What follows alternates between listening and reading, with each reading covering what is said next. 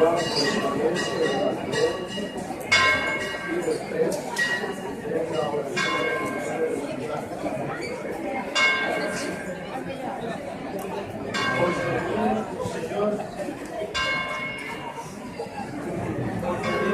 y os daré gracias, porque tenemos Cristo Padre de la verdad, el memoria y que intercesión de San Francisco, nos también la vuestra gracia, de la condición siempre de la luz celestial, y de la caridad, compartir, aprender, que el Jesucristo nuestro Señor.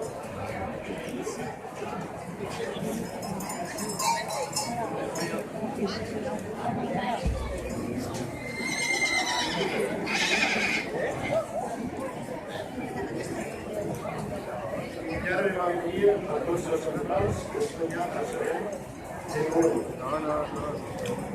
Vos pedís, Señor, que creáis los hermanos y los corráis para los nostres orígenes, que la pinción trae por los nostres debates. Vos pedís, Señor, que soneo por alguien la carne de los hermanos, que la mujer de nuestros nostres. Vos pedís, Señor, que soneo la compañía de los hermanos domésticos, el reentendimiento de Espíritu. Os pedís, Señor, que os atrevimos a vostre amor, permite los días mis criaturas. Porque autor, creador de todos los bienes, que un fe que nació a los padres, ayuden a los hombres del deseo de felicidad.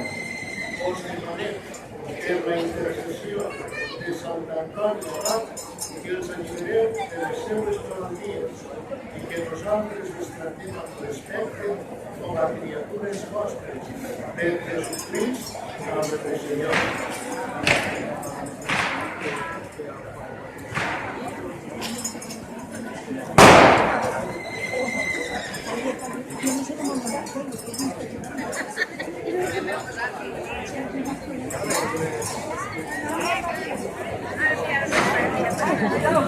Mira,